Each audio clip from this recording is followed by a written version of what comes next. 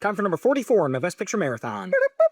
Best Picture Marathon theme song. During the era of the production code, movies about police investigation were often very sanitized. Cops were romanticized and glorified, and a lot of the dirtier, nastier aspects of the job were often ignored or overlooked or altered to make them more palatable and heroic. The French Connection changes all of that. Released in 1971 by 20th Century Fox, The French Connection tells the story of a couple of tough New York cops who are trying to put a stop to a heroin pipeline from Europe to the United States. The film was directed by William Friedkin, who would later direct The Exorcist, and Sorcerer, an incredibly underrated adaptation of the French film Wages of Fear. The screenplay was written by Ernest Tidyman, who also wrote the script for Shaft, can you dig it? And the film stars Gene Hackman and Roy Scheider as the two cops, Jimmy Popeye Doyle and Buddy Cloudy Russo. The French drug lord they're pursuing, Charnier, is portrayed by Spanish actor Fernando Rey. What made The French Connection so groundbreaking in 1971 was the palpable sense of authenticity. The real-life police detectives the story was based on, Eddie Egan and Sonny Grosso, took a liking to William Friedkin and gave him unprecedented access to investigations and locations. As such, the film shows us a pretty nasty side of police work that we hadn't really seen in movies before. These cops are racist, misogynist, they brutalize suspects and engage in all kinds of shady practices in order to get the job done. Much like Patton, the film presents them warts and all and allows the audience to draw their own judgments and conclusions, rather than saying these guys are good guys or these guys are bad guys. Gene Hackman, one of the greatest actors of all time, apparently struggled with some of the darker aspects of Popeye Doyle, specifically the racism. Hackman apparently wasn't like that at all in real life. His performance is outstanding. This movie made him a movie star and won him an Oscar. I've seen Hackman in great films, and I've seen Hackman in not so great films, and he is